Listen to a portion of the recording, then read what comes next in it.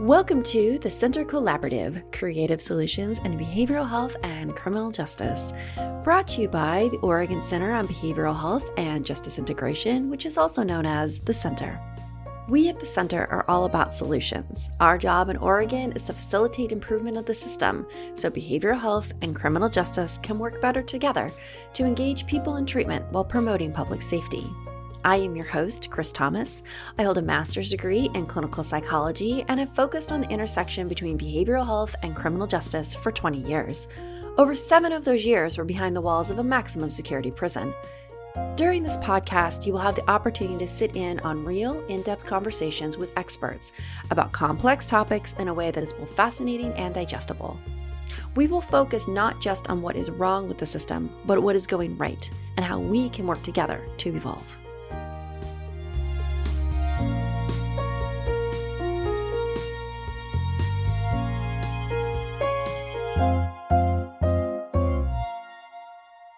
This podcast is a conversation in a series of conversations where we touch on people's legal rights and their options related to seeking medical care. Since our conversations are intended for informational and educational purposes only, they are not a substitute for or a reason to delay seeking professional legal or medical advice. In this episode, I am joined by Quinn Berry, who has multiple master's degrees, is an LPC, CACD-I, and is the owner of Wallowa Health Services. I am also joined by Brandon Miller, CSWA, CADC-I. He is a Wallowa Valley Center for Wellness, mental health therapist, crisis coordinator, and CIT coordinator. Both Quinn and Brandon were law enforcement officers before they switched over to mental health. Both have a passion for wellness and resiliency for first responders, as well as creating a collaborative culture in a rural county. I learned so much during my conversation with Quinn and Brandon. I think you will too. Welcome to our conversation. Welcome, gentlemen. It is fantastic to have you with us here today. Thank you for having us. Thank you. Good to be here. Privilege. So Quinn and Brandon, I'm thrilled to have you with us. I know you are both now on the mental health side of things, but that you both used to be law enforcement officers. And I'm wondering if you want to talk about your background and your journey to mental health. Every VA hospital has its own police department. We veterans, we get a little excited sometimes and other stuff happens. I work at the Iowa City's VA. Good place to be a cop because if somebody, decides they're going to fight with their doctor that day, you can offer an option of, hey, would you like to go to the U.S. Marshal lockup? And that's 45 minutes away. We got to drive there. Or would you like to go upstairs and talk to another kind of doctor who will listen to what you have to say? And don't be surprised. A lot of people were like, hey, I'd rather go talk to the doctor than get arrested. So we got to solve a lot of problems in that context. It was a really unique and nice place to be a police officer. And then you definitely have treatment right there. Oh, man, yeah. My job in a lot of ways was to listen to a person tell their story from a very emotionally aroused place so that then I could escort them to tell it from a less emotionally aroused place to a different kind of professional. I'm a veteran. I don't want to arrest veterans. That's not a good feeling. Nobody wins in that situation. It was really nice to be able to take a person who was having maybe one of the less pleasant days of their life and instead of arresting them, take them to get help. And I think more and more public safety departments are recognizing that it's just a more satisfying and effective approach, not for everybody, but for a lot of people that they come across. Pretty immediate divert to what, which is what we all struggle with in the community. How about you, Brandon? What is your experience in law enforcement? So it's kind of interesting, my journey into law enforcement and then into mental health was an ongoing journey. I used to live over in Boise, and I was going to school for criminal justice. And while I was going through that, I had some psychology classes in there that I just found incredibly intriguing. I've always been fascinated by how the brain works and why people make decisions they make and what motivates their behaviors. I've really enjoyed the sociology classes and the psychology classes that came along with the criminal justice degree. When I came out here to Wallowa County, I started working actually at a mental health program while I was a police officer here. I was kind of doing both, and it was really interesting dynamic, especially in a small community because you're interfacing with so many people and a lot of overlap in between the two agencies. Policing in a small community is very interesting, to say the least. I was a City of Enterprise police officer. There's 1,800 people in the city that's 1.5 miles in diameter. And everybody you engage with, you have many other interactions with in different areas throughout life. You arrest somebody one day, then you're going through Safeway, checking out a week later, and there they are. They're checking you out, or they're cooking your food at the restaurants. So it's really interesting on how that impacts your policing. For me, I found it easier to treat people with respect and dignity despite what they did to deserve being arrested. One, because it's the right thing to do, but also at some point I'm going to be having many other interactions with this person in this community. And so we got to build a relationship. It's a lot about relationship building, policing small communities. But through that, I really started digging into the mental health side. I really like that. One, law enforcement, every time you get called out, about 50% of the people there don't like you. They don't want you there. That you're creating a relationship that they're not excited you're there. In a small community, that doesn't take long before there's a lot of people that don't have the best opinion of you. So the mental health side was really intriguing because most people are appreciative that you're there and you get to build some pretty neat relationships. After about 4 years, I decided to really just shift over into the side of mental health.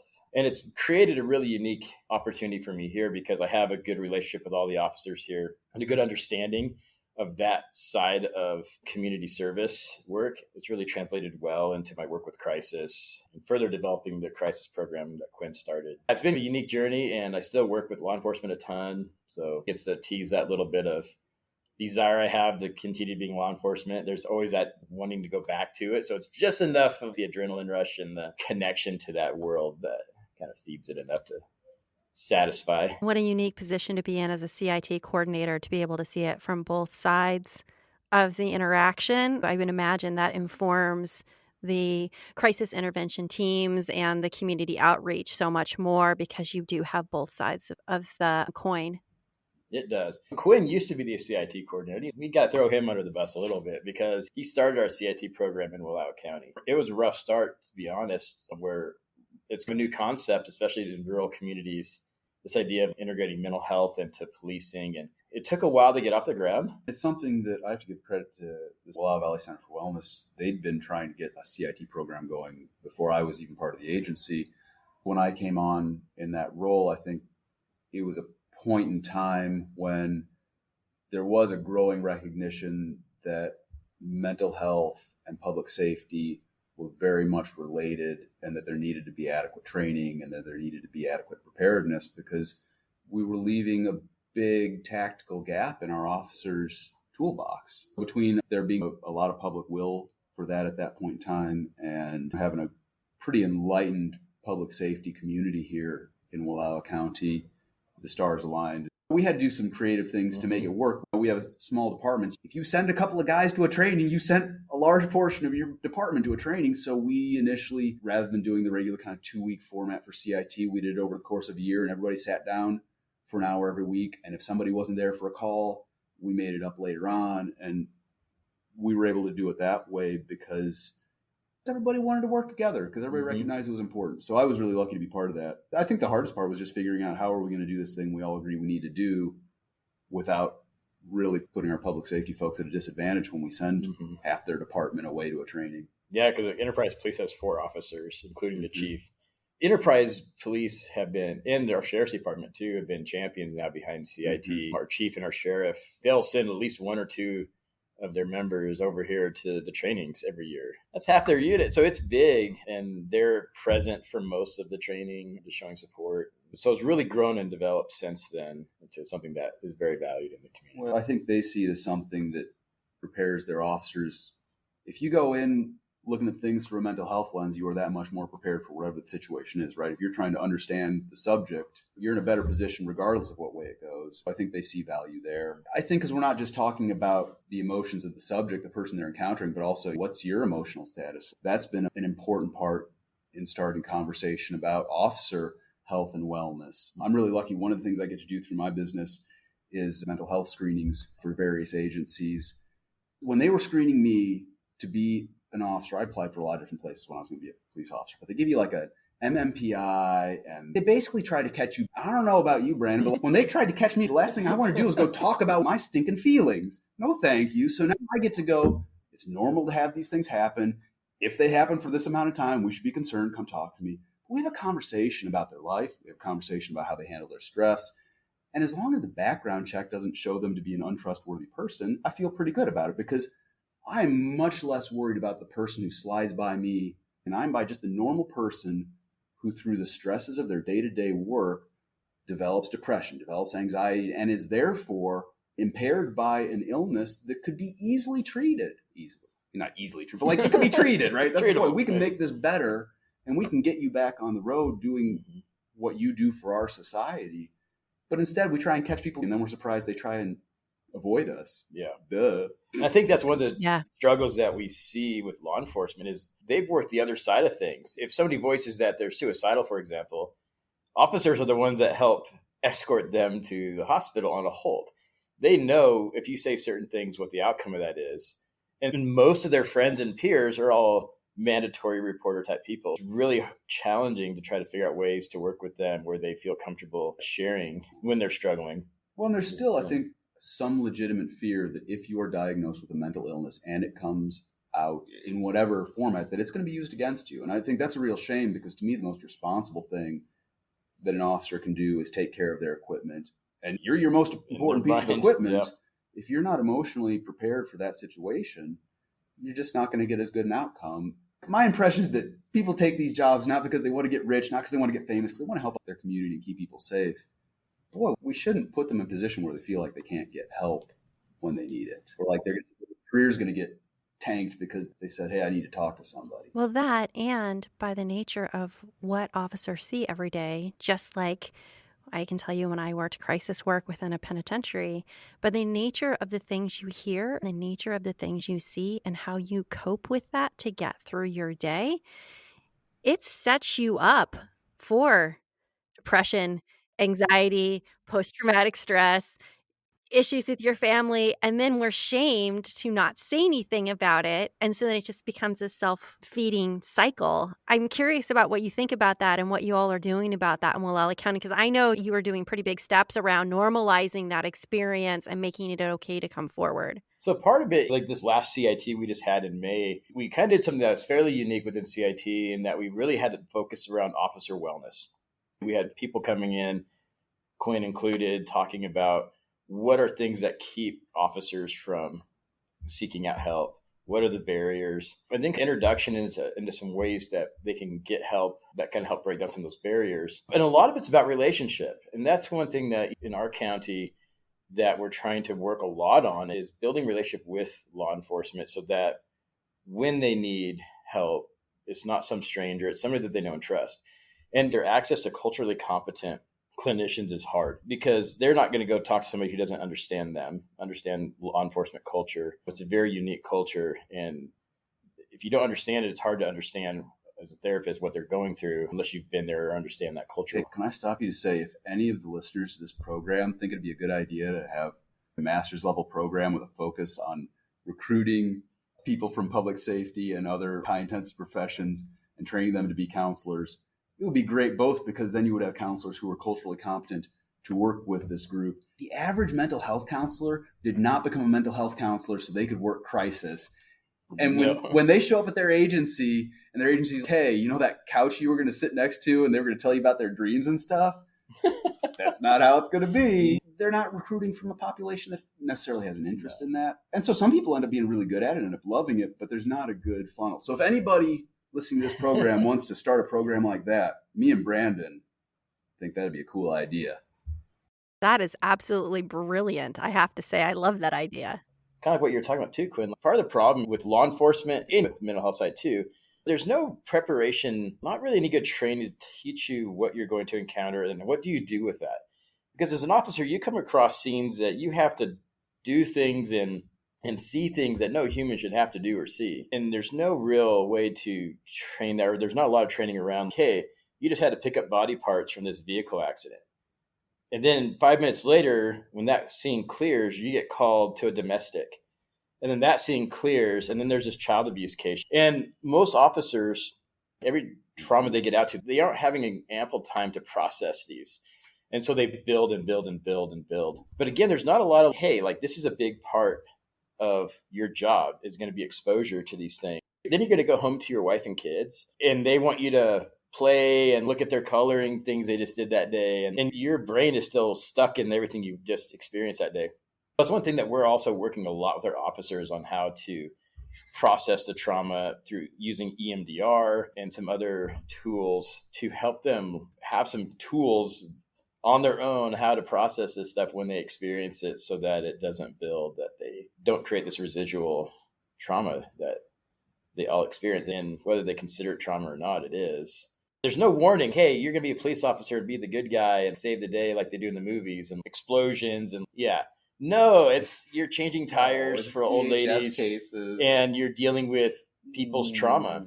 And it's not a glamorous job. Within law enforcement culture, it is a culture of, we don't ask for help. You just toughen up, deal with it, go to the next case, focus on work to deal with these things. And you hear that from so many officers. That's the culture. Because I'm a therapist, I think we should own our own. There's a lot of that in the human services. There is. Nurses, doctors, cops. If you're in a helping profession, that's what we do. None of us in this field are good at taking on our own. Listen, there are positions that people take in society where you will be injured. It may be moral injury, it may be physical injury. But if you join one of these professions, it's knowing that you're going to get hurt. It's not if, it's when. And there's value in that. That's honorable. That's something that folks take on, and I admire that a lot. And also, we can do a whole lot of things to mitigate those harmful impacts. You're going to get hurt, but you don't have to stay hurt forever and have it become this chronic, ongoing, awful thing. There is help available. Brandon and I are both really passionate about getting that help to people because, oh man, there are a lot of folks suffering, feeling very alone. And there is help. There really is hope and help. And the thing that you thought may be the traumatizing thing that gets you may not be the traumatizing thing that gets you. It's all the little traumas that start to build up over time. Cumulative stress. Yeah. So many officers, and the same thing with crisis work, it's pretty universal, where we'll start normalizing so many of these things. And it's just, that wasn't really that big of a deal. That wasn't really that big of a deal. And then the one will hit you. It'll be a crisis that really in and of itself, you don't know what it is about that particular crisis that puts you over that edge. And that in officers, that in crisis counselors, that in any profession, that's doctors. And it's never that one. It's the 500 of them that you've experienced that year that you thought weren't that big of a deal. And so you didn't process them. You just moved on to the next thing, moved on to the next thing. We talk about strengths and weaknesses of bigger areas versus smaller areas. And we all have our own challenges. But I think when it's one of our folks here and you have a bunch of community tragedies in a year, it's even more personal. When you show up for human suffering, it's personal. When it is someone, or unavoidably someone, city cops show up to stuff that they know, the people. Out here, it's more often than not the person, family, the folks out here, it is intensely personal. Yeah, I think that is a difference of being law enforcement in larger community versus smaller community. Is every call you go on to somebody or somebody on your department knows. And we're in a bigger city, you're probably never going to see the person again. You're probably not going to know them. You can pull somebody over, ticket them. You're not going to see them later on. And it's different. And I think that's, like Quinn was saying, there's a lot of pros and cons to small community and large community policing. Large community, when you're off, people don't know you're an officer. Other than they could probably tell by how you're sitting and standing and where you're at in the room. Back in the corner. But like around town, in small communities, these guys suffer from not having a social life because everybody knows they're police. So either they lose half of their friends because people don't like to be friends with law enforcement often, and because they start telling their funny stories about what they did wrong, and it's awkward when it's a police in the room. But then too, their pool of people that they can interact with shrinks all the time. Every time you make an arrest, usually when you arrest somebody, you're not their friend afterwards. They're not excited about that. So the pool in which you can build relationships gets smaller and smaller the longer you're an officer, especially in a small community. So their pool outside of their own department is really small in which they interact with. So it's always encouraging them as a department to really dig into each other and support each other and create a culture within the department. And then when you do get together, it was like this, at least for us in corrections, and I was behavioral health. I wasn't an officer, but friends with lots of officers, is that you talk shop, right? What do? You go home, you hang out with each other, and then you talk about work some more because you may not be able to talk about it with anybody else. And so it's really hard to cultivate a life where you're moving away from always being in that place where you're talking about the thing that you saw that day. Mm-hmm. Yeah. When people see intense things, it's hard for them not to become all-encompassing. Yeah. Like, what are you going to talk about? Oh, some silly thing or the most eventful thing you saw. When you're in public safety, when you're in mental health, when you're an ER nurse, when you're in any of these positions, the most exciting thing you saw is a different order of magnitude from the average person. Yeah. It can be hard to find people who are relatable. Absolutely. Because so many people, when they do get home to whatever their family friends would be, one, they don't want to burden that person with what they experience. But then two, it's hard to relate. You go home and your spouse like, oh, I had a hard day because of XYZ, which are valid. But then it's like, okay, I just saw some pretty bad stuff today on Crisis. And it's just hard to wrap your mind around normal life things that most people, they don't have to worry about this stuff. But they drive by a car accident and it's, oh, that's really sad. Hope everybody is okay. And they go on with their life. First responders who are there taking on the blunt of reality, and they live in a different world where they have a hard time relating to everyday life stresses of the normal people, if you will. Can we talk about whether crisis counselors are first responders or not? They are first responders, crisis workers. I agree. We're here to settle this dispute. I absolutely agree. There's three of us here that agree, so that must be true then. It must be true. I'm lobbying for treatment of crisis counselors as first responders, because the community expectation sure is that you be there, like a first responder. Yeah, and that's one thing that our county, we've worked really hard to develop as a relationship that when law enforcement calls, we respond. And when we call them, they respond. And again, it comes back to that personal relationships. I try to go down at least once a week to our Justice Center and hang out with the officers. And I also do at the hospital. I try to go over and hang out with the nurses when there's not a crisis. Because oftentimes the only time all the departments get together is because there's a crisis. Something bad's happened. And so building that relationship so that when Brandon calls and says, hey, I need an officer here, they have a trusting relationship with me to know that, yes, it's legit. We need to get an officer there. Or when they call me, I have that relationship. Oh, Chief McQueed's calling me. It's serious. They've exhausted everything they have. They now need us. Same thing with the hospital. But when you build those relationships and build it into your tough work schedule to go talk to some officers or to the nurses, it pays dividends down the road because you build that trust to where they're not going to call you out for some stupid call. They're not just going to mess with you. If officers are calling me, it's because there's something legit happening. If I'm calling them, they know it's legit. And we just work together so much better because we built relationship outside of the crisis. Excellent point. Building that relationship outside of crisis. And the other dividend that I see is that when you have to make a call that maybe isn't the call that's going to make everybody happy, because sometimes it's really difficult, depending on what's going on, you may not be able to put a director's hold on somebody. You may have to think of a different way to solve the problem. If you have relationship outside of a crisis, then everybody knows you're trying to do the best thing you can. It isn't the second guessing of, oh, this person just doesn't want to do their part. It's all based in that relationship. So it makes it easier when things don't exactly go to plan, which, I mean, frankly, in crisis, how often do things go to plan? Yeah, never. Never. Yeah. And that's true. Working with law enforcement and with the hospital too, because there's often this misunderstanding. And you hear about this in other counties to where officers will be upset because they bring somebody in and the mental health people just let them go. They didn't put a hold on them. It's helpful because we work a lot with law enforcement to educate them about what we're able to do. They educate us on what they're able to do. And because Quinn and I's background, we're pretty well aware of what they can and can't do. But it's funny because it's the same threshold. A law enforcement hold, a peace officer hold is the same as a mental health director's hold, which is the same as a physician's hold as far as threshold. So if you can't do it, then I can't do it. And that helps. Again, if you have a good relationship, then you're working more from a team aspect, not working against each other. But we all know we have the best interest of this person and the community in mind and what's the best outcome. Definitely makes a difference. Absolutely.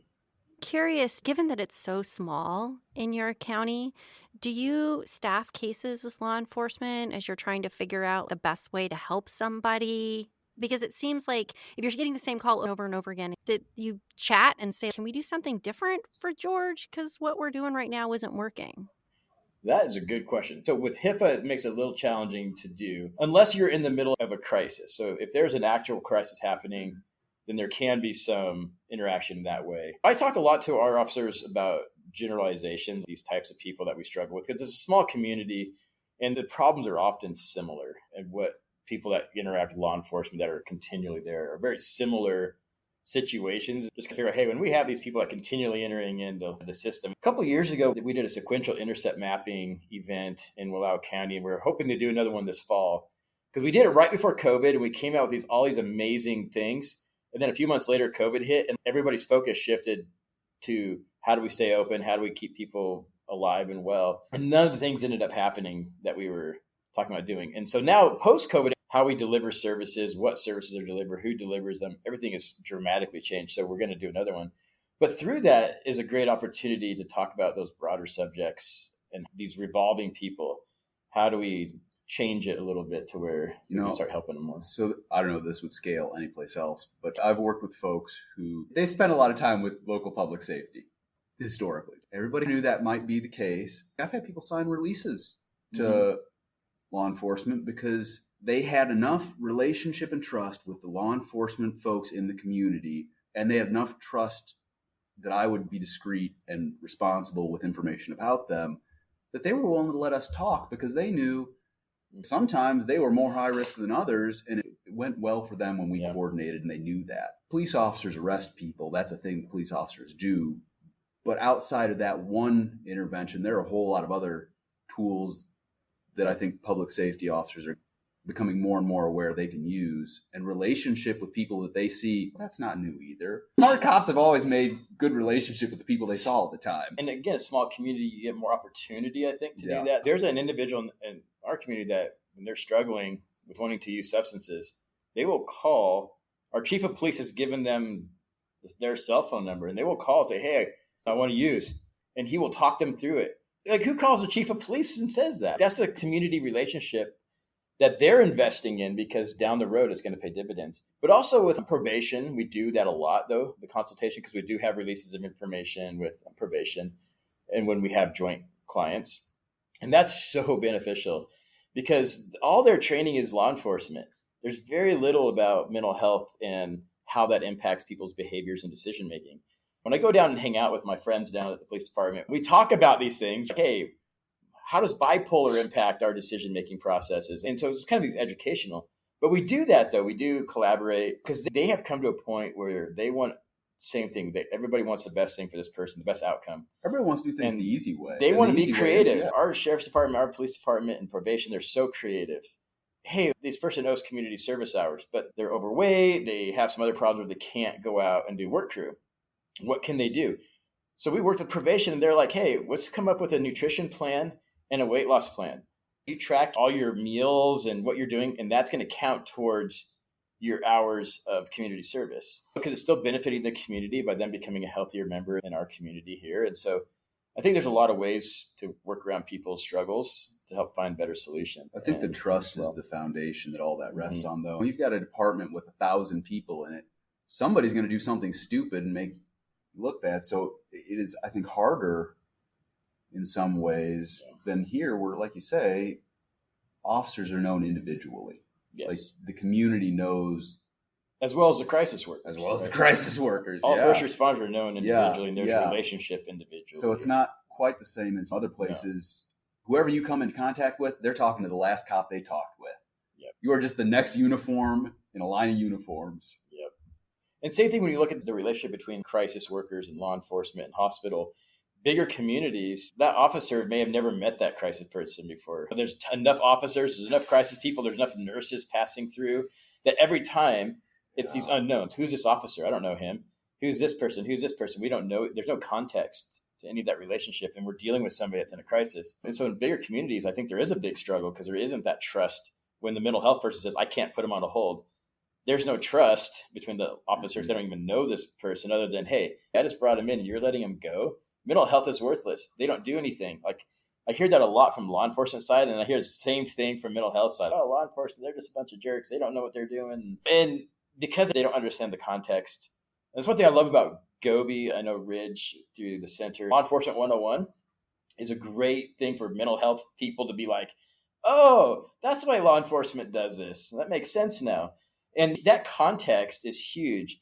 And I advise anybody to do that course. It's very well done. And same thing should be on the other side. There should be like a mental health 101. So law enforcement takes that side to be like, oh, that's why Quinn and Brandon do this. That makes sense now. So again, that relationship trust and understand the context of what each agency can and can't do builds that trust, makes situations go so much smoother. Well, I'm glad to hear you plug Law Enforcement 101 and Ridge. He's fantastic, as well as Joe. And we would love to come out and do that training for folks. They're really good training, and especially for people on the mental health side or anyone that's outside of the law enforcement circle that wants to know why, some basics about law enforcement culture and why they do what they do.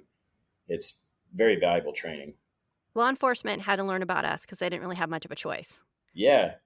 And we had a luxury of not learning about law enforcement. We wanted to make sure that behavioral health had an opportunity to hear more about the culture, not only of police, but also of parole and probation and correctional staff. Because we do things a little bit differently.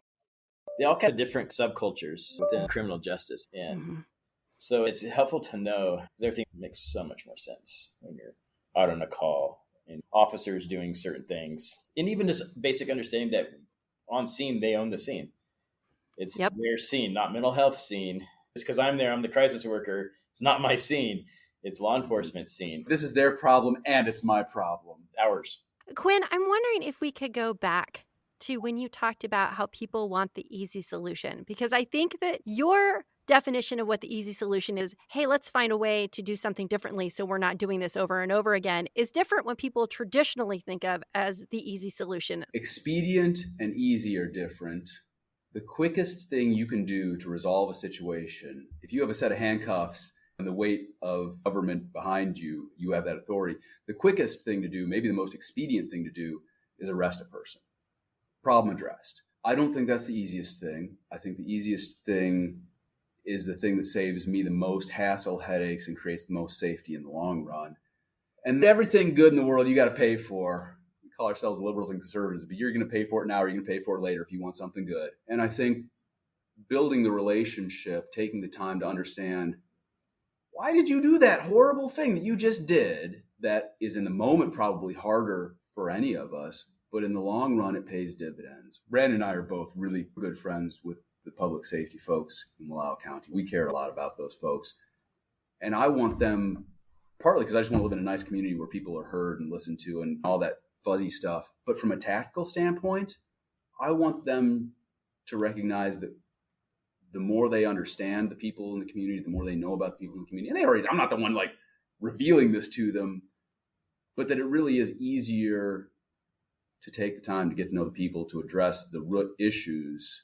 And we need public safety to do that, but public safety trying to do it on their own, it becomes a revolving door. It burns out officers. They're like, I became an officer so that I could protect my community, make the place safer. And here I've just arrested you for I don't know, how many times have I arrested you this month? I think the easy thing in the long run is a lot of times the hard thing in the short run. And it means a lot of cooperation, a lot of collaboration, a lot of taking extra time to do things.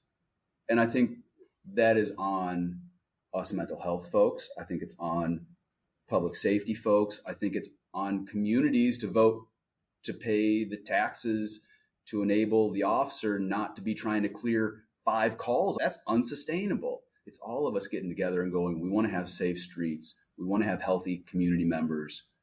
And it all happens best when we work together. But yeah, that's what I mean when I say people want to do things the easy way. In the long run, it is a lot easier to have a conversation than it is to have a fight. Because maybe the fight's over in 30 seconds and the conversation would have taken 10 minutes. You have enough fights, sooner or later, you're going to the hospital. There's somebody bigger and badder and meaner than you. Cops who last have always known it's so much easier to listen than to fight. Somebody out there's got your number. And even if they don't, you drive around in a car marked police. There is never a day, and this speaks to the chronic stress that our officers deal with. There's never a day when somebody doesn't have the drop on you as a cop. That's the reality for folks in public safety. Yeah, good relations matter. I got into the relationship business because that became very obvious to me. I think that's a good point to bring up, doing things easier or more efficient long term, because especially I can't remember the name of the new measure that just came out in Oregon where it limits pretrial jail. So you don't just arrest somebody and bring them to jail anymore. They have to meet pretty significant crimes to go to pretrial. Now it's just being cited and released. You look at some of these tools that officers used to have at one point. This person's erratic. There's 1,000 different charges we could hit them with to get them arrested and off the street and problem solved, right? These quick solves. It's not long. You're just going to decide to release them, and they're just going to still be sitting there on the street corner doing what they were doing. That's not a solution anymore. So with that tool being removed, we got to replace some of these tools. Otherwise, they're going to feel helpless. As an officer, it's like, my tool got taken away. Now what do I do? I don't have that as an option anymore. So we're going to have to get more creative with how to work with some of these people that we're going to be encountering, that you can't just arrest them anymore. You can cite them and you have to go to court at some point, but our court system's backed up enough. That's going to be months down the road. Yeah, we've got to figure it out, especially with the chronic people that are in and out. Okay, how do we change the narrative here to where there's a different outcome? Because obviously what we're doing isn't working. We're trying to figure out the motivation, like, why are you doing this? Taking that time for that conversation will pay off in the long run. You can arrest them 10 times, or you can have one conversation that's going to last about the same amount of time overall. And arrests are horrible. That's one thing I did not like about being a police officer is all the paperwork you got to do for anything. If you arrest somebody, cite somebody, whatever, the paperwork and the reports and all, oh man, I'd rather just sit and have a conversation with somebody about what they're doing than having to arrest them 10 times and all the reports and having to testify and everything that goes along with arresting somebody. Anything I could do to avoid that is worth my time. So something neat that I hear about with some regularity is I will be talking to somebody, maybe just in the community, maybe professionally, but they'll start telling me a story and it'll be like, and then I called Officer so-and-so and told him so-and-so is about to do something really stupid. And Officer so-and-so goes and has a conversation. Most of the time you're reactive. You're in public safety. Crime is committed, response initiated, right? Because of the trust in our community, that if I give the police information, they will take that information and put it to a socially constructive use. Our cops get intelligence that I don't think everybody gets. Anyway, yeah, I think that's really cool when they're able to take that information ahead of time and go have a conversation with somebody rather than just showing up after something terrible has happened to somebody. And you don't hear a lot about prevention in law enforcement, but they do a lot of prevention here. I think one of the struggles with, when we think about the context of a larger community, those officers have backlogs. You go to one call and you got 500 other ones waiting for you to respond that are all very significant. In Wallowa County, our officers can sit for an hour or two with somebody, working them through a stress and a problem, and they don't have other calls coming in. So they have that opportunity to really build these meaningful relationships that change lives of the people they're interacting with. Where big communities, like my uncle was OSP and kind of in the Bend, Medford throughout his career, but hearing him talk about these, you get done with one call and it's instantly you went to the next and next. Your calls were lined out. The moment you logged on for the day, your day was already pretty much determined. You're just going to call and not really having those opportunities to build those relationships. And so I think that's a struggle that bigger communities face is, yes, these relationships are meaningful. They change the outcomes. How do you do that when you have such a high call volume coming into law enforcement that they can't man them? And they're having to not even respond to some cases, depending on what they are. Like they don't have the manpower to do that. Yeah, it's interesting. It's a very big dynamic. And I wish I had a cool answer to give to the problem. But when we do have those opportunities, that's our opportunity to make a change. And so treating people with respect. When we think about Quinn was saying, they're saying the previous officer, for officers' safety and care about the next officer down the road, if I treat this person with dignity and respect, despite what they just did, they made a really bad choice, but still treating them with respect, that's going to protect my brother down the road when he interacts with this person again, because their last interaction was positive. The likelihood they're going to react to the next officer is much lower than if I treated them horribly.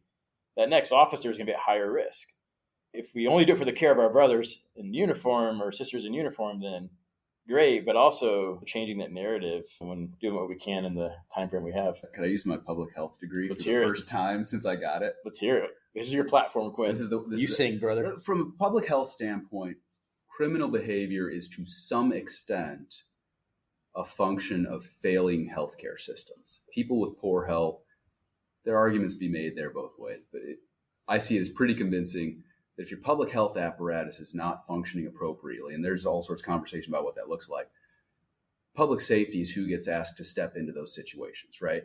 When you don't have support for single parents who need to take care of their kids and keep food on the table, you're getting DHS calls because there's nobody to help these folks figure out how to get a job, keep a job, take care of a child, whatever they need to know. Well, the cops come. And when we do a better job of taking care of our public health systems, police officers all of a sudden have what is a much more manageable job. So you have an option. You can either really do a lot more with your public health apparatus, or you can start to help cops see themselves as part of the public health apparatus.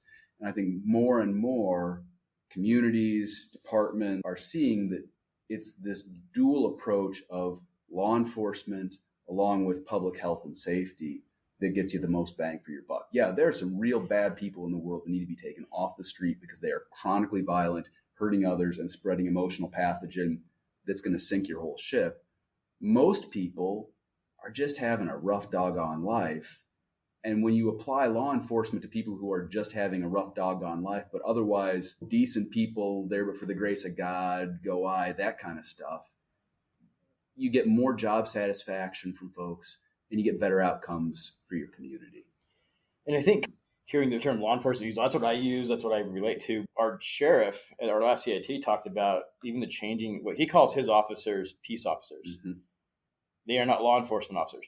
Because about 5% of what you do as a law enforcement officer is actually enforce law. You arrest somebody, you cite somebody.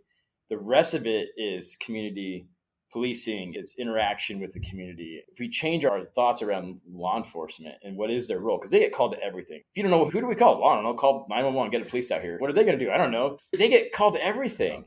And they're not trained or necessarily equipped to deal with everything, but they're who our society has decided is the catch-all. We don't know, law enforcement will fix it.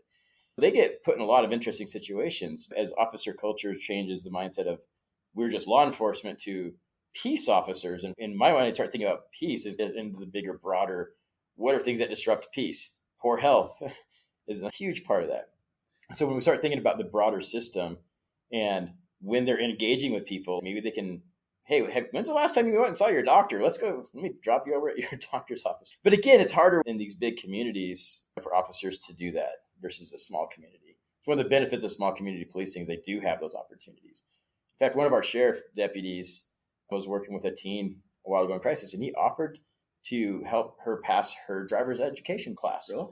Yep, to help her study for it, to take her to the Grand to take the test, because he understands this success of this person is broader than the reason he's engaged with them. It's hey, they need help with their license. They need help with all these other pieces to help them be successful in life. And they're going to get off his radar when people are able to self-sustain and meet their own needs better.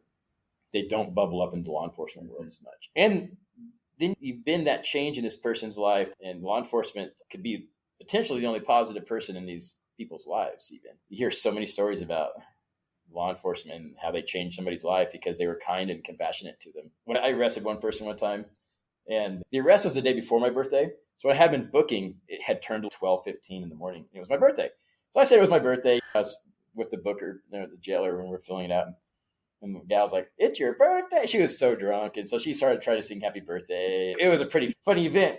But about a month later, she found me on social media and sent me a message thanking me for how I treated her, and that because of how I interacted with her and I treated her with respect, that was the interaction she needed to make some major life choices. And she gained sobriety. She was able to keep her kid, all these really cool things. I could have just gone in there and just been cold, arrested her, but she's a person. Yeah, she made a mistake that night, but doesn't mean she's a bad person. We all make mistakes at different points in our lives. And so treating people well, the outcomes are huge. I think when we look at tools for officers and how do we keep recidivism down, is how is our interaction with these folks? Are we giving them hope? Are we, even in the midst of arresting them, we can still be a positive person to them? I think that speaks to how important it is that we take care of our officers. I don't know any peace officers, that is a nice term. I don't think I know any peace officers who are like, man, can't wait to get up and be a jerk today. I'm going to go make somebody's day crappier than it was.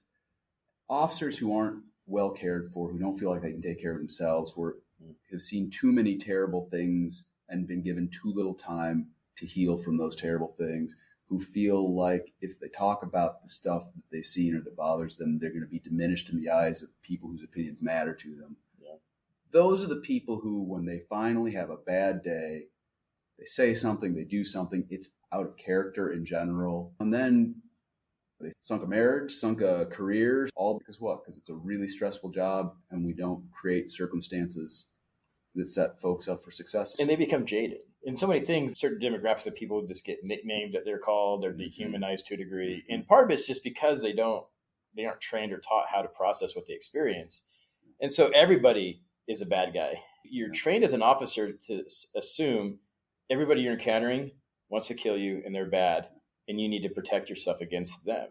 With that mentality, that builds. And it's hard. You do become a jerk at times. Even with mental health training, you and I both had it's easy on our side to become periods jaded. where we've got, I'm lucky to have a friend like Brandon. I hope Brandon feels the same, but who I can go to when I'm having a tough time and there's somebody I can talk to and who can be like, hey, I see why you're feeling that way. Also, let's reframe for a second or two because you're going to go out into the world and say or do something stupid because of those feelings, Quinn. It's easy to get mad. It's easy to get jaded. We see hard things because we want to make a world with fewer hard things to see. But that exposure, it takes a toll. I think like a lot of people enter into law enforcement, military, into even crisis work, have the mentality of they want to take on the pain so others don't have to. There's a similar type of people get in this work that like, I can handle this. I want to handle the pain so no one else can because I know I can. I feel like there's certain people that can take on more than others. And generally those are the people that end up in first response kind of work. And you can for a while. And I think that's what we see is these officers in any first responder, for a while, they can deal with it. There's almost an adrenaline to it. But after a while, it starts becoming this jaded, just shut down, not processing it anymore to where these officers burn out. They lose their marriages. Divorce rate's so high. Suicide amongst themselves is incredibly high. And because of that, it's all this built up, everything that they've done because that job demanded it. The job demands a lot of them, but there's not a lot of training to how to deal with what we're demanding of you. Other than you just tough it out, you work it out, you just work more hours, go have a beer with the guys, and that's good enough. Those types of things are what the culture is. And there's a lot of pieces about law enforcement culture that I absolutely love to death. There's pieces of it that you won't ever understand unless you've been in it. But that's a part of it that I feel like law enforcement and any first responders have to do better is watching out for each other and being vulnerable. It's just with each other. If you don't want to go talk to a counselor, cool. Even within your department, having a culture of that. One of our fire departments here has done an amazing job of that, our Joseph Fire Department. If you're listening, you guys rock. They get back from these horrible events. Fire departments respond to more things than law enforcement. I might put out some bad vibes to law enforcement people listening, but they do. They go to every single call, every call they're at. And so they come back and instead of drinking, instead of all these other cultural things, they will be like, we need a debrief. And they'll call myself or they'll call one of our other clinicians. If they want to meet early, we will. Otherwise, every week they have a fire hall. We'll go to their next fire hall so everybody's there and we debrief it. And it's become such a normal part of their culture that they're just expecting it. Now, hey, like we had a really rough call. Can you guys come out? And they're asking for training. They're asking for all this stuff because, again, these are volunteer firefighters. They have no formal training like professional firefighters do that are full time. But again, law enforcement, none of these guys are trained. When you experience these things, here's how to deal with it. You don't. Like, you go home, you can't talk to your family about it. You just sit there and you don't sleep. You develop PTSD. You develop all kinds of different things because of it, and often turn to alcohol or other substances as a way to deal with it. So there's better tools, and I think those are the things that Quinn and I are passionate about, trying to help educate first responders that there's ways to deal with these things. They aren't just lay on the couch and tell me what this ink blot looks like to you. But it's real conversations. Like, you just experienced pretty crappy stuff here. How's that affecting you? How's it affecting your sleep? Often just talking. There was a time that I had experienced a train wreck of horrible crises. And Quinn must have just known. Like, he was sitting over there in Wallowa just like, Brandon must be suffering. Because he texted me and he was like, hey, what are you up to? I'm like, I don't know. I'm struggling. He's like, you should come over, have the fire pit going. Let's come over and have a beer. Let's talk. I'm like, okay. It was just rewarding and needed because we do have to have that interaction. I think Quinn said 5 words the whole time. I think it was like, why does it bother you? And I think the only thing Quinn actually said the whole time. And I just talked and shared, this is why it bothers me. And at the end of it, it was a huge load off, just having somebody that's a peer that understands, that's been there, that I can just dump it on and know that they probably have a pretty good way to process hearing what I'm sharing. And even within law enforcement, having somebody, you hear like battle buddies, there's all these different terms. I don't know, big into the terms, but having somebody in your core group of people that you can call when something bad happens is huge. Totally kind thing to say, man. Thanks. You're one of my battle buddies. But if you can name one or two guys or gals at any moment you can call, it's huge. It's going to save you a ton. And then hopefully you could be that person for them. But having that person to be able to call and say, hey, I just experienced it. It sucks. I think that helps. When we think about these officers that can become tainted and all these other aspects, I think that's at the bottom of it. They experience these horrible things that no one should ever have to experience. And who do you talk to? Who do they share that with? It's pretty tough. They don't have a big group of people to be able to do that with. And then again, there's that cultural piece that you don't talk about it.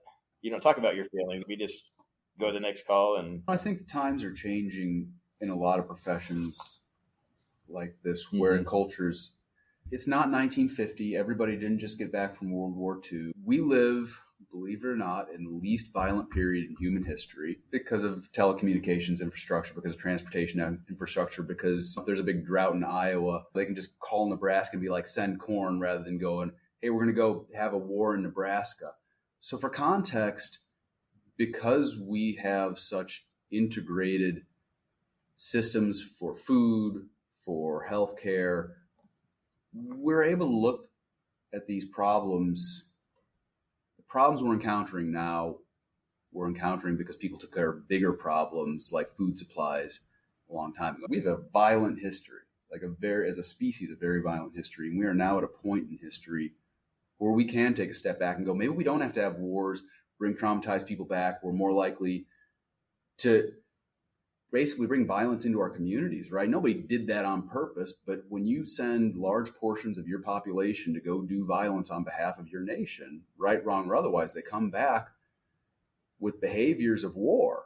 And when behaviors of war come stateside, that pathogen gets spread. And it's only now that we have a limited and effective enough military that we're not sending large portions of our population to these horrible places. We have the security in most of our communities, not all, but most of our communities, that you can bring a counselor in and have talks about, hey, how can we make situations better? Where you have officers that are really able to see the newer problems that they're encountering, right? The operating environment is shifting, and public safety is adapting really admirably, I think. And that gets lost a lot of times, is just the operational environment has undergone a sea shift. You talk about your uncle. I have an uncle who was a chief of police. We all got these older folks who were in public safety, and it's different. The problems that the public safety officers we work with today encounter, and problems that folks were seeing 20, 30, 40, 50 years ago, in some ways they're similar, but in a lot of ways they're different. Today we have a more nuanced understanding of how to address them. It changes the problems that all of our social systems are working to address. That's for medical staff, that's for mental health staff, that's for public safety staff. We're dealing with different problems and we're adjusting to meet those needs. And I think a lot of people talk about cops like it's this entrenched culture that of like hyper masculinity and lock them up. And that's not, I don't think that's true. I do think that the needs of communities are changing, and they're changing very rapidly.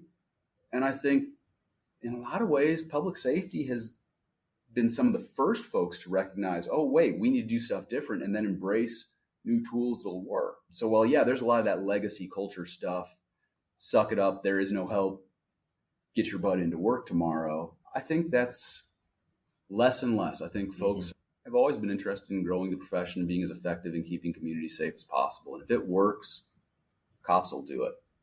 Yep. That's something I've seen over and over again. So this makes me think of us talking about how behavioral health are also first responders. Crisis workers are also first responders. So they're not technically, they're not. Their crisis and an emergency are different things, which matters for funding and resource allocation. And I am speaking on the philosophical level, not the funding bucket level. Two different levels. But on the philosophical level of crisis workers seeing lots of awful things. And I'm wondering about us learning from what we have watched traditional first responders go through, whether that be police or, as I'm really excited to hear about what you're doing with the fire department. That is wonderful. So I'm wondering about behavioral health crisis workers in your area. What kind of interventions are you working with them? Because I can tell you, I'm an awful patient in therapy because I know exactly what to say, what not to say. So I'm wondering, what kind of lessons are you taking from how we're treating law enforcement differently to help them move through the things they see?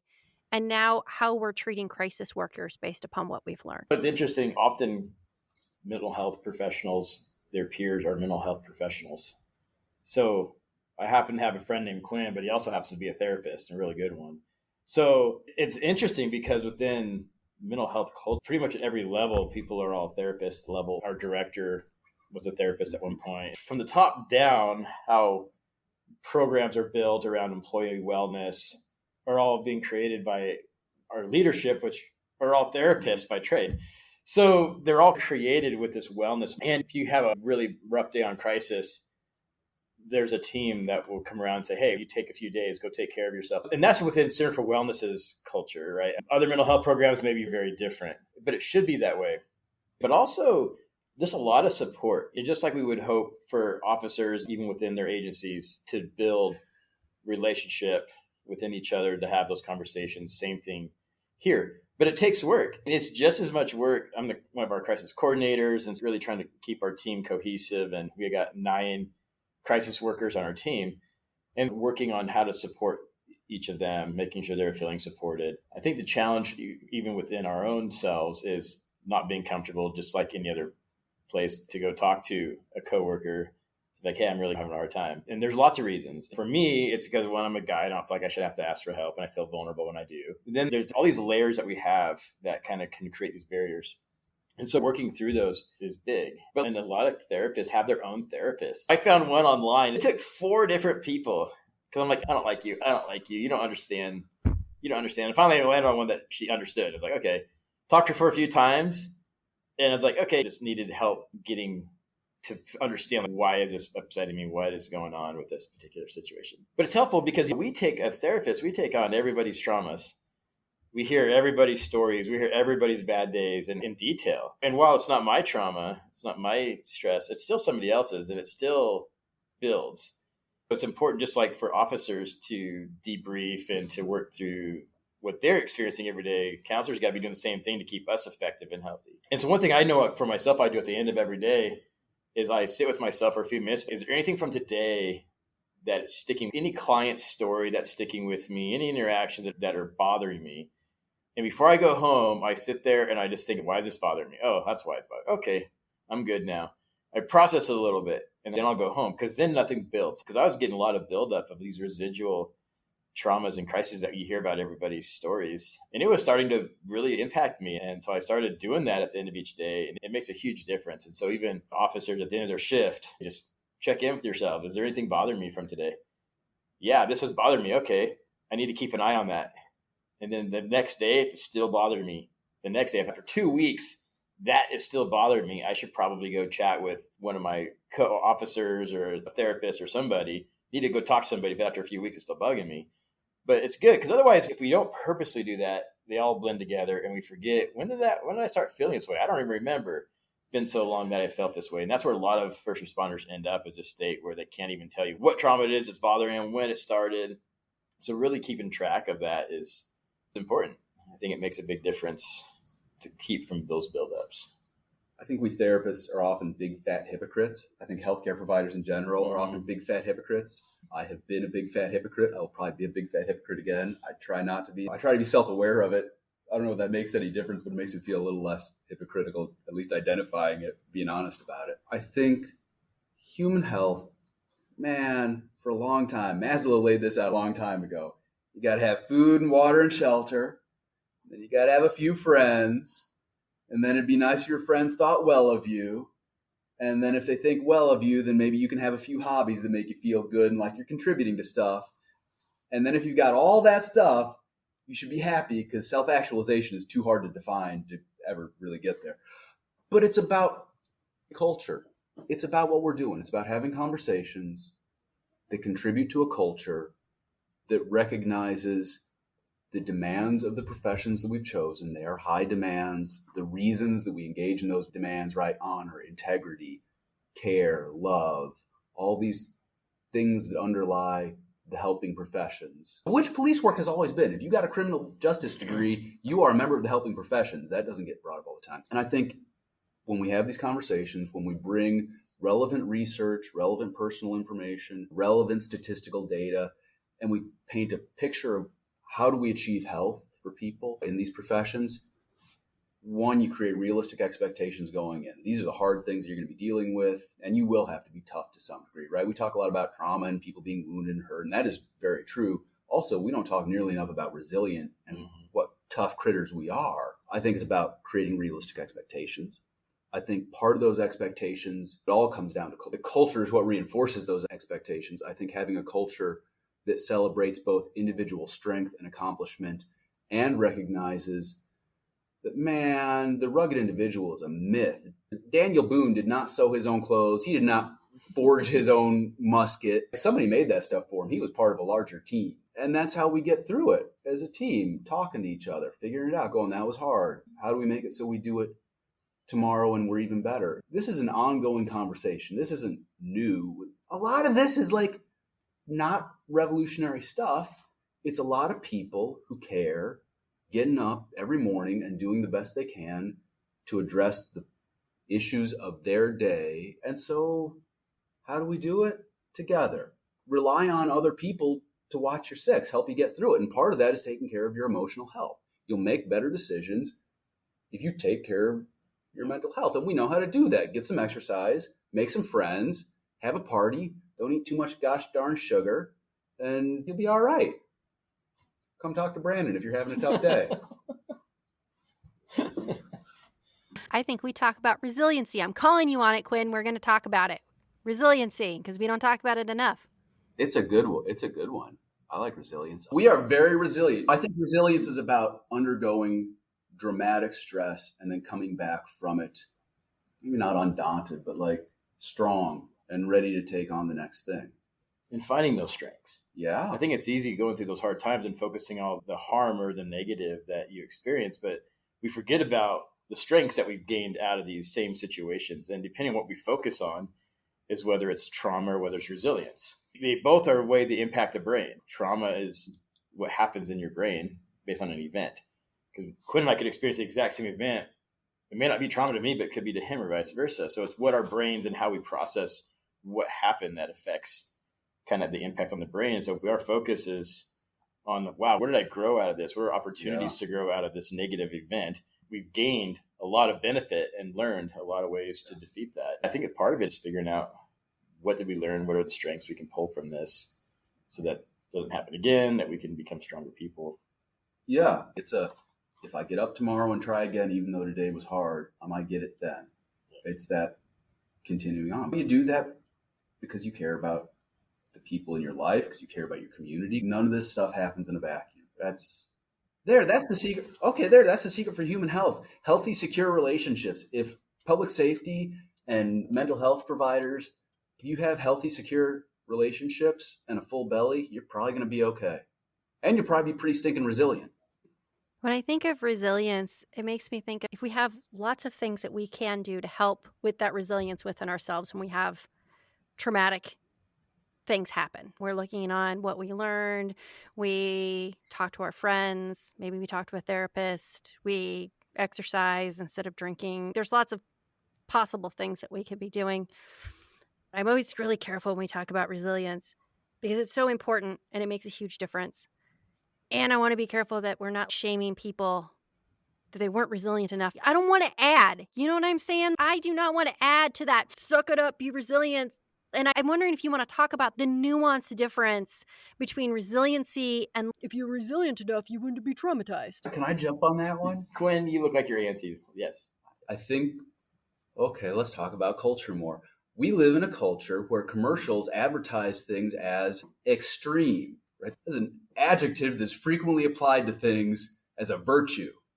So I think we also interface with these technologies that are very binary, 1-0, yes, no. So I want to advocate for not running from one side of the boat to the other in general. I can be sensitive and resilient, right? I'm basically a big mobile water balloon and you can pop Quinn. That can be done. It's easier than you might think. So yes, I am vulnerable. Also, I'm not going to tell you exactly how old I am, but I'm several decades old and I've yet to be popped. I'm resilient. I'm both of those things. I can be hurt without being broken. That's a big part of what makes me beautiful. I'm like other people in the world. I've gotten beat up sometimes, and it doesn't feel good. Also, no, it didn't break me, thank goodness. It could have. It didn't. Good. Listen, everybody's got their limits. Everybody has their breaking point. When we assume that you are either resilient or you are broken, we're missing the whole point of the thing. There's no courage without vulnerability. They don't give a person a medal for going out there and not exposing themselves to danger. You don't get one without the other. It reminds me, I tell the boys that they can't have courage and be brave if they weren't scared first. And that's the only time you can have courage and be brave is if you're already scared. Otherwise, it wouldn't be bravery. Yeah. Anybody can get hopped up on adrenaline. It's so much easier to do things when you're hopped up on adrenaline. Yep. Yeah. I think resilience, people aren't shiny. If you view resiliency as a shiny plate or something that never gets damaged or scarred, that's not resilience. Like Quinn was like, I can get hurt, but still keep going. I think there's this really cool image of a lion's face. It's all marred from battle, from fighting other animals.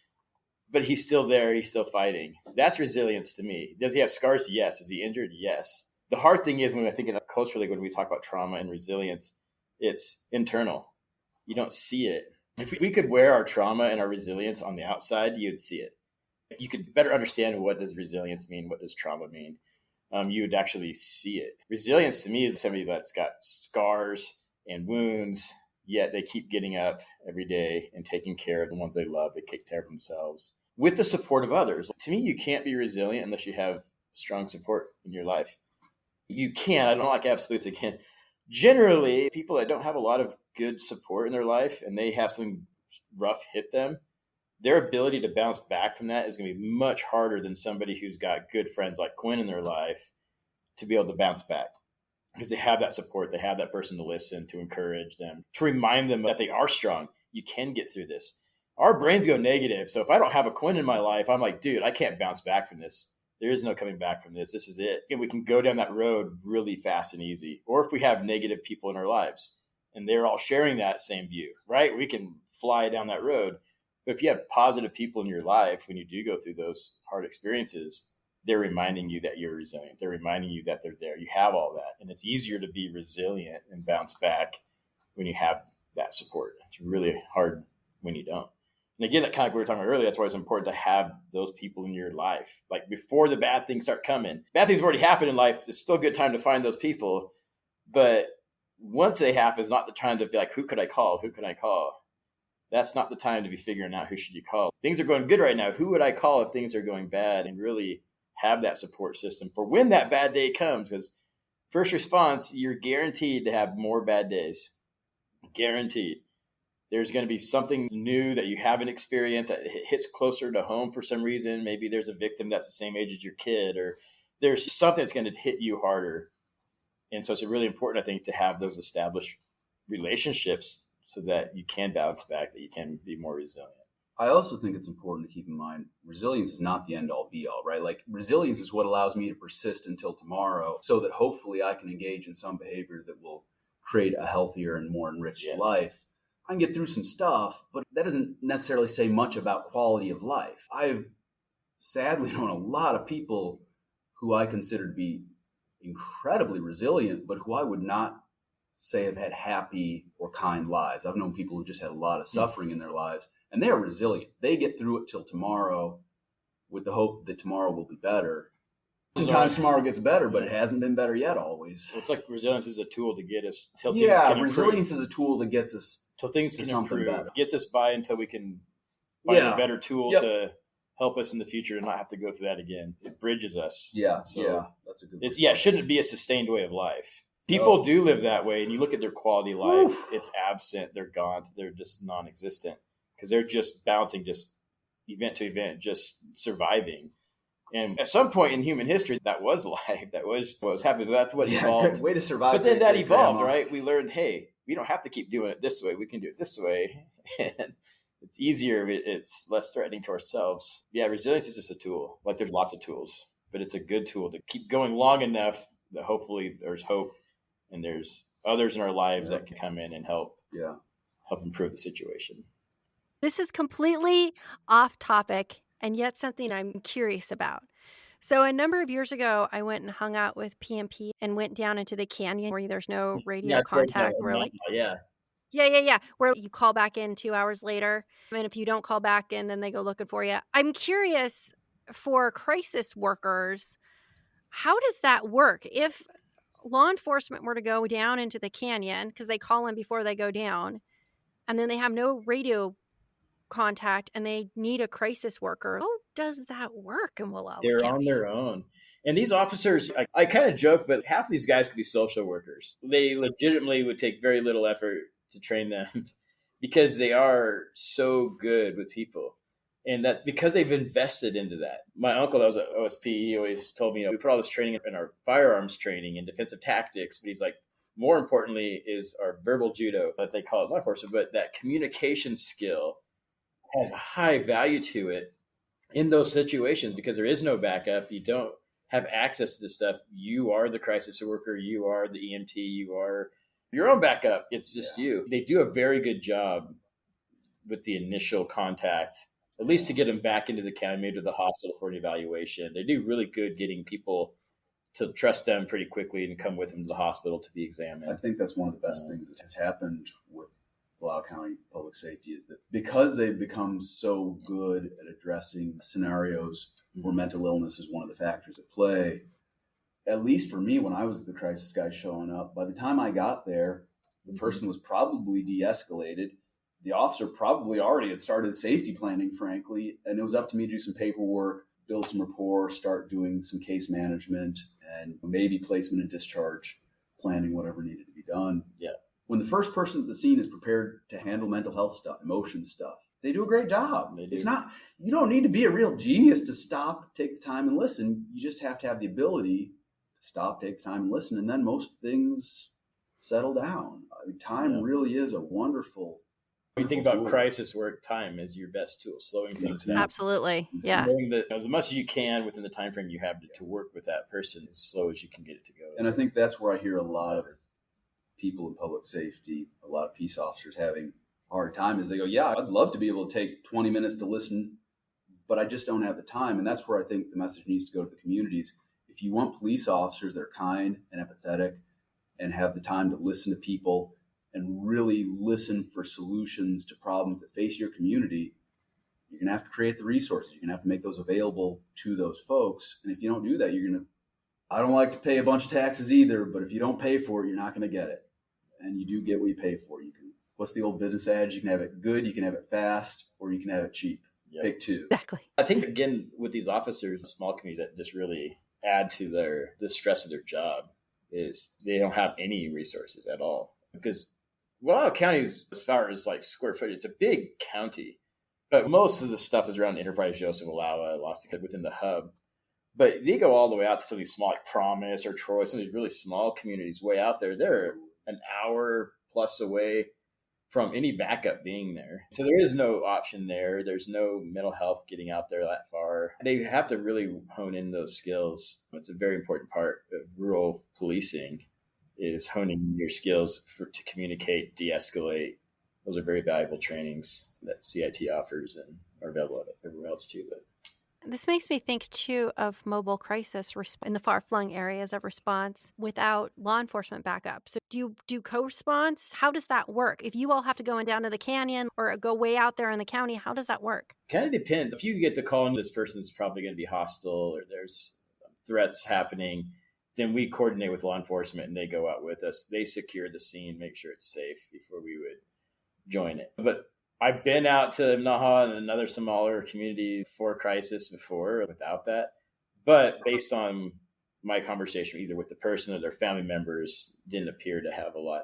But it's depending on the crisis worker. For me, because of my law enforcement background, I am less likely to feel like I need to have backup all the time. For somebody that doesn't have that training, doesn't have that background, they're more likely to only want to go out there as a backup, or two crisis workers going together do that. I think that's where being able to recruit and train people who are specifically interested in crisis work is important, because you do potentially end up in some situations where you could get hurt. I think that's not It's pretty the rare. rule, but it can happen that you can be in some situations that are high intensity. I've seen young counselors all around, right? This is not a local issue. This is a national issue, in my opinion. I've seen a lot of young counselors and talked to a lot of folks who, as young counselors, got put into situations where it was, hey, you're the new person. Guess what you're going to do? You're going to do crisis. And they didn't have the background experience and training that Brandon's had. And so they went into those situations feeling insecure, feeling unsupported, and they thought crisis sucked. They got a bad taste in their mouth for it. And it can be very difficult to find mental health providers who are interested in or willing to provide those services. A lot of training that they should have, like environmental awareness. Where are you standing? All these things that, especially when you're by yourself, because you don't have any weapons, right? Like when you're a police officer, you got a vest on, you got your just presence is use of force. So you pull up in your cop car, you're automatically displaying use of force. You got a lot of things within your control. As a crisis worker, you got your words and your body positioning, Your reputation. How you treat people in the past, all those things. There are situations that we would definitely have law enforcement come out with us, or have another crisis worker, or sometimes law enforcement won't come out because the person's not doing anything illegal. They have no governmental interest. So if the person's not doing anything illegal, then they show up, then they have to put hands on this person. So they get really cautious around that. So sometimes it's a conversation with, do we even respond? Like, is this a situation it's not safe to respond without law enforcement? They won't respond because there's conflict with interest, and this person's highly likely to be violent. So there's lots of things that you just got to decide before, especially if it's going to be out of cell phone range. Okay, who knows I'm gone? When are they expecting me to call by? This is what's going to happen, and plan them out a little bit, because in rural Oregon, we have 3 hours to physically be on site. So we've got time to slow it down, to make sure we're staying safe, make sure law enforcement is staying safe, make sure that the person that is in need of the help is safe. Best outcome is everybody goes home or goes to treatment, goes wherever they need to be, but they're safe at the end of the game, slowing things down again and determining based on the individual. The other crisis. thing, I think, it's sexy to talk about dangerous stuff, but realistically, when people are sick, they want help. And that's true for mental illness and physical illness. And so I've never had a person experiencing mental illness want to hurt me. I have had people experiencing mental illness who, because of the nature of their delusions or hallucinations, they were afraid of me, and that potentially made them dangerous. You're just so much more likely to be hurt by a member of the general population than you are a person experiencing a mental health crisis. Absolutely. Like, just that piece of knowledge. Yeah. I walked into a lot more situations feeling a lot safer and more confident, because I'm the guy going there representing a good outcome to everybody. Because if the cops are likely to be involved, people know the cops are likely to be involved. And they also know that I'm probably the person they're most likely to get a better outcome from by talking with. We go way out in the sticks and something could happen. But honestly, Brandon and I both love being outdoors, and we are both much more likely to die in a rock slide or, I don't know, a tree branch falling on us. That's what's going to get something. If we're going to die in one of those high intensity ways, it's probably going to be from us out recreating, not us doing our job. Quinn, I'm so glad to hear you talk about that, because I think sometimes with the media and the general public, it gets perpetuated, this idea of folks in a mental health crisis as being dangerous, because that's the stuff you hear about, versus a majority of folks that is not the case. So I am so glad that you are talking about that. Yeah, statistically, people that hurt other people aren't in a mental health crisis. When we get called to crisis, we've gone to hundreds and hundreds of calls, and we're still here. There's only been maybe one that I felt a little uncomfortable. And again, we all have different levels of where that is. But most of the time, like Quinn's saying, that person's needing help, wanting help. Again, by the time crisis gets there, the scene's already secure and safe. Law enforcement's already done a really good job. So for a crisis worker, it's a relatively safe environment. You got officers there. Usually ambulances are there. But then again, for law enforcement too, just understanding, just because a person's got a mental health crisis going, it doesn't make them any more dangerous than anybody else. They should just treat it as the same precautions they would treat any call, that yes, this person could hurt me. So, how you're standing, where you're standing, all those things are important, just as any other call. If anything, it's safer. So if I know Quinn is not well, then I'm going to take a little bit more precaution in how I'm standing because I know it. But for me, I'd rather know somebody's not well. Maybe they don't want to hurt you, but now they're intimidated because you're there and that could escalate things. Knowing that in advance, then you can be more tactful of how you're standing. Can I give a good example, I think, of this? Yeah. This is from a while. This is the only time in Wallowa County that I ever, it's like, oh, this might not go great.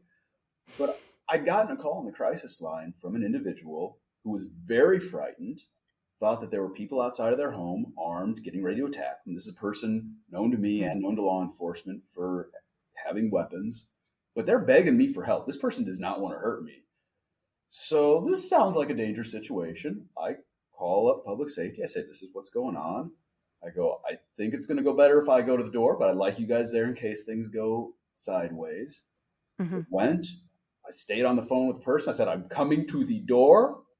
This is me, Quinn Berry, walking to the door. Look at me. Do you see me walking toward your door? And he did. And we had a conversation. He came out and everybody ended up safe. Now, that was lucky. I was glad that we made some decisions. It turned out, you always hope that's how it goes. I'm not saying that was the right or the best, but nobody wanted to hurt me. We've had folks do property damage because they thought that their therapist was in danger. But it's not this sort of like malicious, malevolent sort of a thing that I think people envision. Most people, you're not their target. If you were their target, they would let you know they're your target. These like random ambushes you hear about every once in a while are not the norm. Yeah. Again, we have more likely to get in a car accident and dying from that than some ambush, someone trying to ambush the crisis team. Pretty unlikely. And again, it's just where I think it's important if you're a crisis worker, just like law enforcement being situational awareness, you're approaching a door. Don't stand in front of the door. Stand off to the side of the door and knock. So if you want to do something, so you're not like right there when they open the door, like you're off to the side. Just kind of awareness things. I think crisis workers would gain a lot of value from doing some basic crisis work, environmental. Where should I stand in a room so the person doesn't feel blocked off, which is going to escalate them. Like I get that way.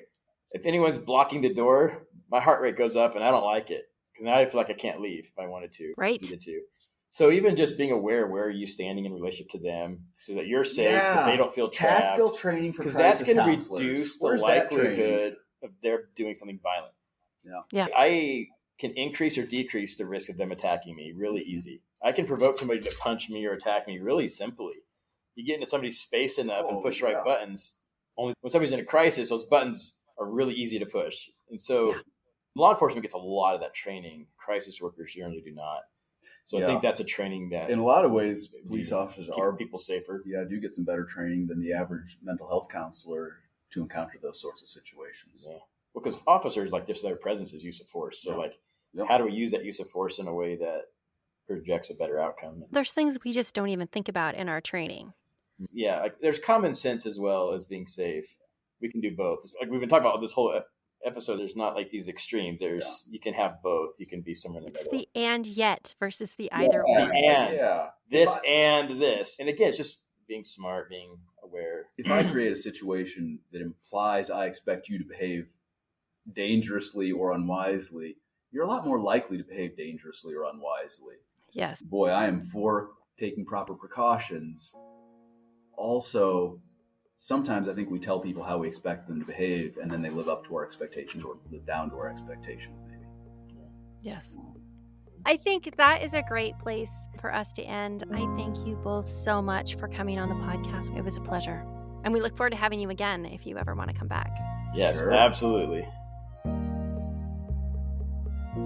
The Center Collaborative is a production of the Oregon Center on Behavioral Health and Justice Integration, a specialized division of Greater Oregon Behavioral Health Incorporated. It is produced by me, Chris Thomas, with production assistance from Patrick Kennedy. Music by Patrick Mulvihill and Patrick Kennedy. Subscribe to the Center Perspective using your favorite app. To learn more about criminal justice and behavioral health in Oregon, visit the Center's website at ocbhji.org. You can also find us on Facebook. We'd love to hear from you. Please reach out to us. Join us next time as we chat with the experts about programs and partnerships at work within this complex and yet compelling field.